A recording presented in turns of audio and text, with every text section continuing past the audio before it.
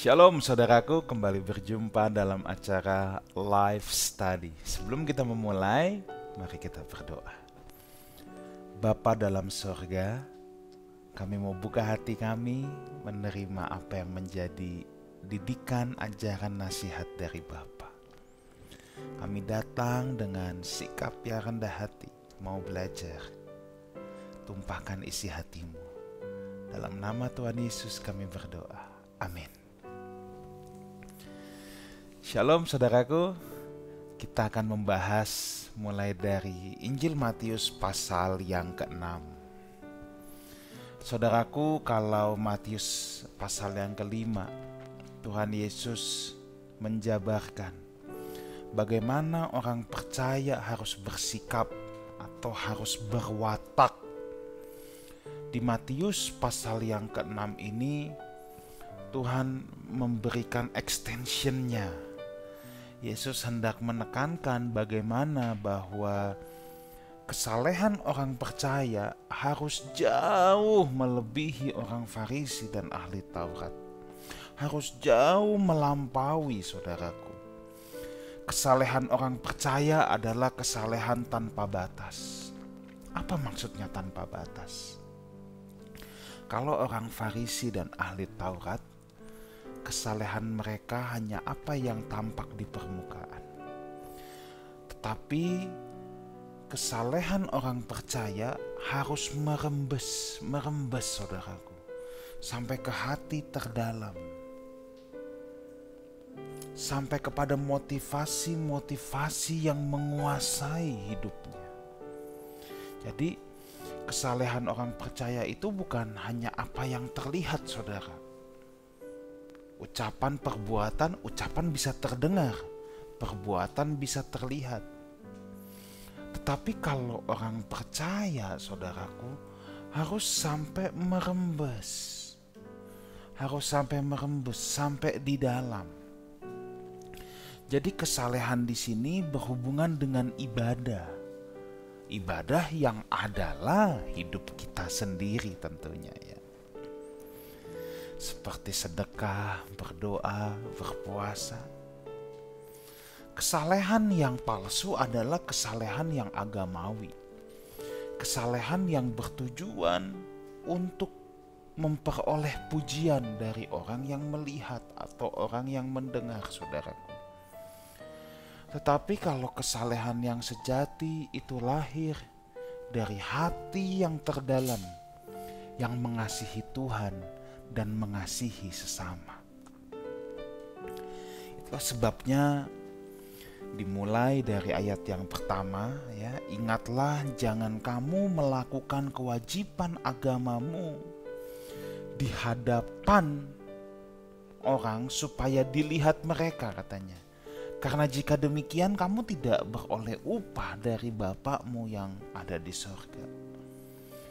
Dalam agama Yahudi, saudaraku, ada 3 kewajiban agama yang utama, yaitu sedekah, berdoa, dan berpuasa. Tentu bagi orang percaya dalam hal ini seharusnya bukan lagi sekedar kewajiban agama. Kalau orang Farisi dan ahli Taurat menjalankan sedekah, doa, puasa karena kewajiban agama. Tetapi yang diharapkan Tuhan Yesus adalah orang percaya harus menjadikan itu keseharian. Sehingga ibadah itu bukan lagi sebagai kewajiban Kristiani, tetapi ibadah itu menjadi bagian yang integral dalam hidup kita. Menjadi keseharian kita. Menjadi hal yang sangat natural, saudaraku. Ya. Nah, jadi kalau saudara lihat di sini, ingatlah jangan kamu melakukan kewajiban agamamu di hadapan orang supaya dilihat mereka. Saudaraku, sepintas ayat ini bisa bertentangan dengan Matius 5 ayat 16 yang dikatakan supaya orang melihat perbuatan baikmu dan Bapamu di sorga dipermuliakan. Kedua ayat ini kan juga bicara tentang perbuatan baik yang dilihat di depan orang, saudaraku. Dan keduanya juga memiliki tujuan supaya supaya. Ini kan juga ada supayanya. Kalau Matius 5 ayat 16, supaya orang melihat perbuatan baik juga mempermuliakan Bapa di sorga. Tetapi di sini malah dilarang. Apakah ini kontradiktif, saudaraku? Enggak, tentunya ini tidak kontradiktif, saudaraku ya. Matius 5 ayat 16, di mana perbuatan baik kita dilihat orang dan orang mempermuliakan Bapa di sorga, itu merupakan ibadah yang keluar dari dalam diri kita, yang memang sudah menjadi sebuah kesatuan yang menyatu, bagian yang integral. Itu yang saya katakan, ibadah itu bukan lagi kewajiban agama, tapi telah menjadi suatu bagian yang integral, saudaraku ya, dalam hidup kita. Itulah konteks Matius 5 ayat yang ke-16. Memang keseharian hidup kita tuh begitu. Nah, kalau Matius 6 ayat 1 ini ya, kalau saudara nanti lihat ayat ke bawah sesudahnya, ini merupakan kecaman kepada orang-orang munafik. Kenapa? Sebab orang munafik berbuat ibadahnya, berbuat amal ibadahnya bukan suatu hal yang lahir dari dalam, tetapi memiliki tujuan supaya dilihat oleh orang lain. Sudah tidak natural lagi. Di sini persoalannya. Ya. Hanya orang yang telah menjadikan ibadah adalah hidupnya yang dapat memuliakan Bapa di sorga. Sedangkan orang yang menjadikan ibadah karena kewajiban agama, dia tidak memuliakan Bapa di sorga. Dia sedang berusaha memuliakan dirinya. Jadi di sana perbedaannya, saudara ya. Jadi saudara jangan terjebak pada pengertian dilihat nggak, oh enggak, that's not. Tuhan punya penekanan, bukan itu penekanannya. Nggak pusing dilihat atau tidak, saudaraku. Tapi yang Tuhan persoalkan di sini adalah ini lahir dari mana? Lahir dari dalam atau lahir dari luar? Kalau lahir dari dalam, itu ibadah yang sudah menjadi bagian yang integral, yang natural, yang keluar dari dalam. Nggak masalah. Orang melihat ya memang itu kita. Tapi kalau orang yang menjadikan amal ibadah atau hal-hal praktek ibadah sebagai kewajiban agama, itu tidak natural. Dia bukan sedang memuliakan Bapa. Dia melakukan itu supaya orang melihat dan dia mencari kemuliaan untuk dirinya. Jadi kalau Matius 5 ayat 16 bertujuan Bapa dipermuliakan, kalau Matius 6 ini bertujuan mengambil kemuliaan bagi dirinya sendiri. Itu yang jadi persoalan. Ayat yang kedua, jadi apabila engkau memberi sedekah, jangan engkau mencanangkan hal itu seperti yang dilakukan orang munafik di rumah-rumah ibadat dan di lorong-lorong, supaya mereka dipuji orang. Tuh lihat ya. Aku berkata kepadamu, sesungguhnya mereka sudah mendapat upahnya. Ayat ini diawali dengan jika engkau memberi sedekah, beramal, berbuat baik, menolong orang lain. Dalam konteks ini orang miskin, orang yang tidak atau yang kurang kemampuannya. Maksudnya adalah jangan hal-hal itu dijadikan tontonan untuk kebanggaan. Jangan kau mencanangkan. Itu seperti jangan meniup trompet gitu loh kalau diterjemahkan harafiah. Sebab pada zaman itu orang Yahudi terbiasa untuk meniupkan trompet ketika ada pengumpulan khusus di Bait Allah. Kalau bahasa sekarang jangan pakai toa lah gitu ya. Ini bukan pengertian harafiah, tapi jangan kayak bikin pengumuman supaya semua orang tahu. Ini masalah motivasi hati, saudara ya.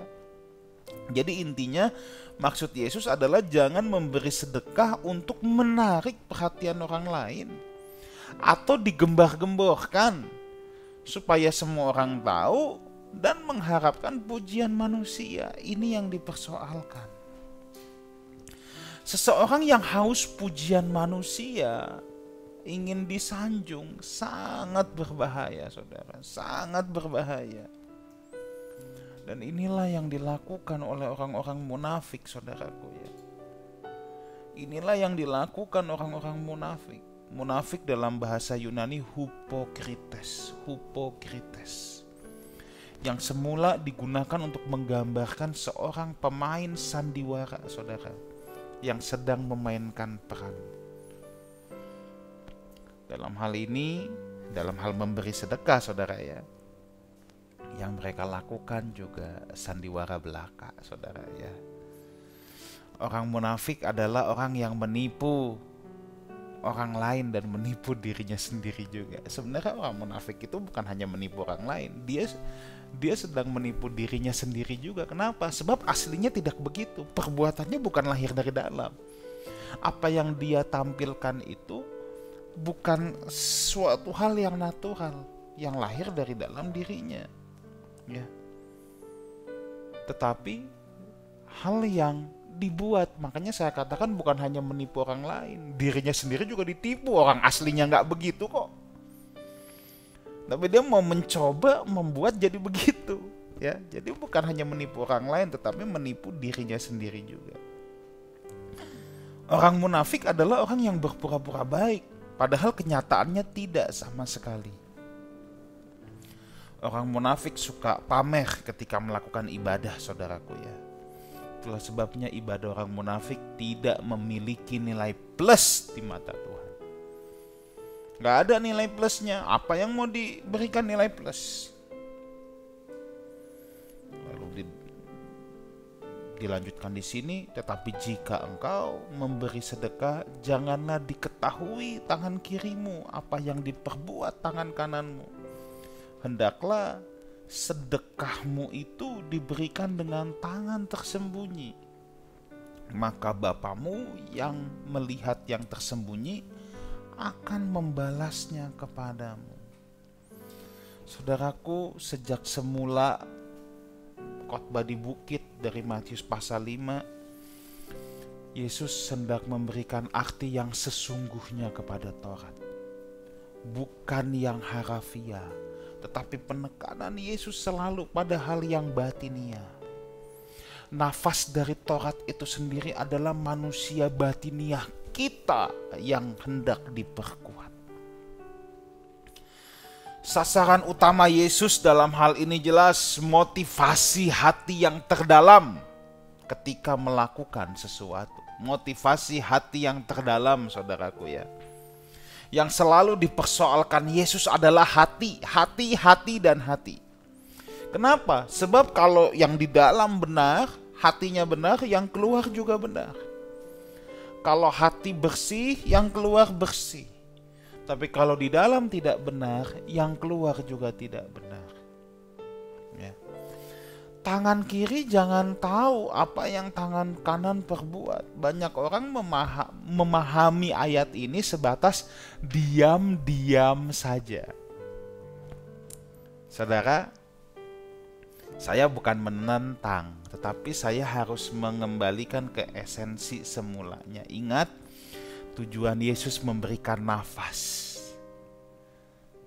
menguliti esensinya ya. Perhatikan kalimat ini.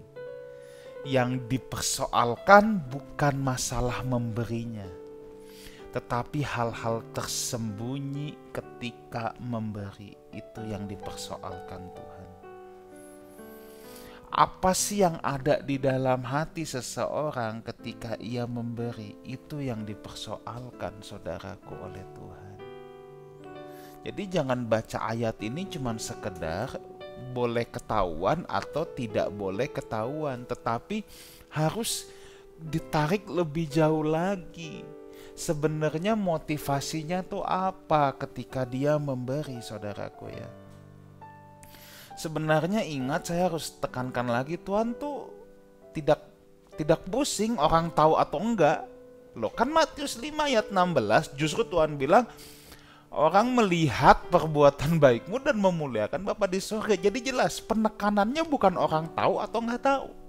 Banyak orang selalu penekanannya pada orang tahu atau nggak tahu. Tapi Tuhan itu bukan persoalan orang tahu atau orang nggak tahu, tapi motivasi hati kita, saudaraku, yang dipersoalkan. Sikap hati dan ketulusan kita itu yang dipersoalkan. Orang munafik tidak akan bisa tulus. Kenapa? Sebab mereka memang bersandiwara, memainkan peran. Ya gimana bisa tulus, saudaraku? Jadi kalau dalam hal memberi ini, kita harus memperhitungkan 3 hal. Yang pertama jelas, apakah kita ingin dipuji orang? Nah, apakah kita ingin dipuji orang? Ada orang yang memberi, yang dalam konteks ini ya sampai pakai dicanangkan, ditiupkan trompet, kasih pengumuman supaya dapat pujian orang. Ini bermasalah. Tapi saudara yakin kalau orang yang diem-diem pasti nggak bermasalah?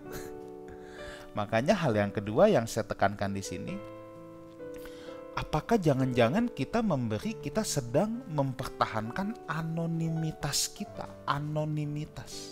Anonimitas itu identitas yang tidak diketahui orang lain. Tetapi diam-diam kita memuji diri kita sendiri. Nah, gimana coba?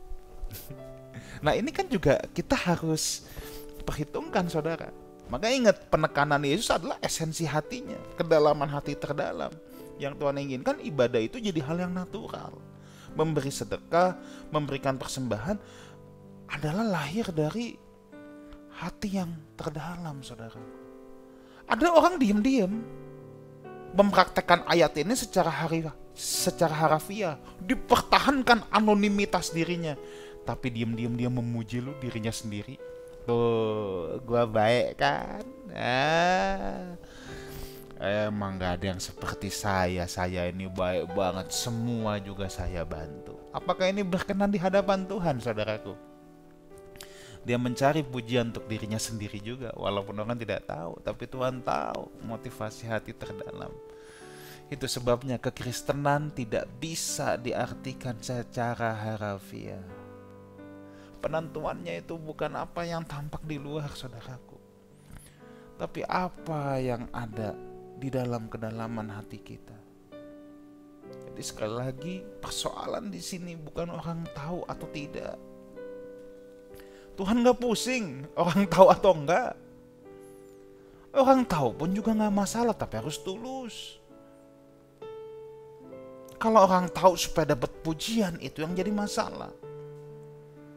Jangan kita mempertahankan anonimitas, tapi kita memuji diri kita sendiri. Ya orang gak tahu, tapi tetap itu tidak berkenan di hadapan Tuhan. Itu namanya narsis. Tahu narsis ya? Narsis. Hal yang ketiga, apakah kita mengharapkan timbal balik dari orang lain? Bisa juga nih, dia memberi, gak mau diketahui, tapi dia mengharapkan timbal balik. Dari mana? Bisa dari orang lain, bisa dari Tuhan. Ini yang saya kasih nama berdagang sama Tuhan. Aduh, sama aja, saudara. Sama aja dong. Ya, sama aja. Ini mah berdagang sama Tuhan. Wah, hal-hal seperti ini yang harus kita hindari ya. Jadi yang hendak Yesus ingin ajarkan bahwa perbuatan baik kita atau apapun itu harus lahir dari hati yang diubah oleh Tuhan. Semata-mata untuk menyenangkan Bapa dan lahir dari karena cinta Tuhan dan cinta sesama, saudara. Keserakahan atas pujian manusia itu telah merasuki orang Farisi. Mereka lebih menyukai kehormatan manusia daripada kehormatan Allah. Ini yang menjadi persoalan. Munafik atau hipokrites adalah aktor yang sedang memainkan peran. Ya kalau dalam teater memang gak salah. Mereka memainkan peran untuk dapat tepuk tangan, saudara. Nah itu teater. Tapi dalam hidup kita bukan itu, saudaraku. Bukan itu. Kita tidak melakukan sesuatu untuk dapat tepuk tangan dari orang, saudara. Ya, Bapamu akan membalas dari tempat yang tersembunyi. Ya ini bisa diartikan ya kalau kita melakukan apapun cukup Allah aja yang menjadi saksinya. Ringkasnya, pemberian orang percaya bukan terjadi di hadapan manusia dengan mengharapkan pujian manusia. Itu menantikan tepuk tangan manusia. Bahkan juga tidak di hadapan diri sendiri atau memuji diri sendiri atau narsisme. Melainkan di hadapan Allah yang selalu melihat isi hati kita yang terdalam. Upah dari Bapa adalah sebuah kepastian, namun pemberian kita, kemurahan hati kita, bukan karena kita mengharapkan upah itu atau berdagang dengan Tuhan. Lalu Tuhan meneruskan, dan apabila kamu berdoa, jangan kamu berdoa seperti orang munafik. Mereka suka mengucapkan doanya dengan berdiri di dalam rumah-rumah ibadat dan pada tikungan-tikungan jalan raya supaya mereka dilihat orang.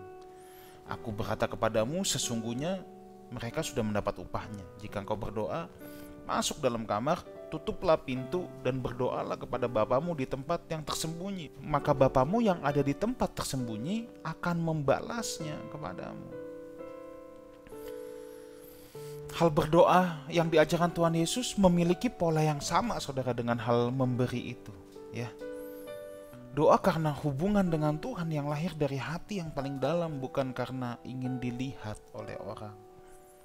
Orang munafik berdoa bukan kepada siapa doa itu diucapkan, tetapi yang mereka lakukan adalah memamerkan kesalehan dirinya sendiri. Haruskan doa itu kepada siapa doa itu diucapkan, bukan untuk motif pamer, saudara. Doa adalah sebuah dialog, saudara. Bukankah Allah itu tidak terlihat? Itulah sebabnya kita berdoa di tempat yang tidak terlihat juga, saudaraku. Doa itu dialog kepada Allah yang tidak terlihat. Arti bukan untuk dipamerkan ada dua hal di sini. Yang pertama, memang kita bisa berdoa di mana saja. Tetapi ketika kita berdialog dengan Tuhan di tempat keramaian, dialog itu cukup dalam hati, tidak perlu orang tahu, saudaraku. Jangan saudara jalan-jalan di mall, tiba-tiba saudara ngomong kencang-kencang sendiri. Aduh, nanti orang ngelihatnya kita miring, saudara, kurang satu on. Otaknya yang kurang satu on. Dan tempat tersembunyi di sini juga kita harus artikan sebagai bagaimanapun Tuhan mengingini kita punya private time dengan Dia. Ada orang, oh saya berdoa 24 jam. Oh, maksudnya, oh iya saya tidur pun juga doa. Oh, tapi dia gak punya private time dengan Tuhan. Tuhan mau kita menyediakan private time dengan Dia. Private time, waktu khusus di mana hanya kita dengan Tuhan berdialog tanpa diganggu apapun. Saya tahu kalau saudara di mall juga bisa berdoa, tapi kan gak akan bisa seperti punya private time, saudara. Ya. Nanti sebentar-bentar lagi ajak anak ke mall, ya kita harus tetap komunikasi sama Tuhan. Tapi bentar papa mau es krim dong. Nah kan jadi terdistract, saudara ya. Kita harus punya private time. Doa orang munafik adalah aktivitas melayani diri sendiri. Sebab agama dan perbuatan kemanusiaan kita memang seringkali untuk jadi peragaan memamerkan kesalehan dan kedermawanan kita. Ya. Betapa kurang ajarnya kalau kita mengharapkan orang memuliakan kita. Waduh, itu kan kita mau menjadi saingan Tuhan atau kita mau mencuri kemuliaan Tuhan, saudara, kalau seperti itu. Ayat 7. Lagi pula dalam doamu itu jangan kamu bertele-tele seperti kebiasaan orang yang tidak mengenal Allah. Mereka menyangka bahwa karena banyak kata-kata doanya akan dikabulkan. Jadi janganlah kamu seperti mereka, karena Bapamu mengetahui apa yang kamu perlukan sebelum kamu meminta kepadanya. Saudaraku, dalam banyak kepercayaan, doa adalah sederetan kata-kata yang dihafalkan dan dilafalkan. Semakin panjang, semakin banyak yang dilafalkan, dipercaya akan semakin menyenangkan sesembahannya itu. Tetapi dalam kekristenan doa adalah dialog, saudaraku. Doa adalah dialog, bukan soal panjangnya, tetapi doa sebuah dialog, sebuah keintiman sebuah komunikasi yang natural. Antara siapa? Kita memanggil Bapa. Sebuah komunikasi yang natural antara Bapa dengan anaknya. Pengorbanan Tuhan Yesus membuka jalan bahwa setiap orang percaya boleh masuk ke ruang Maha Kudusnya. Bahwa setiap orang percaya dapat berinteraksi langsung dengan Tuhan.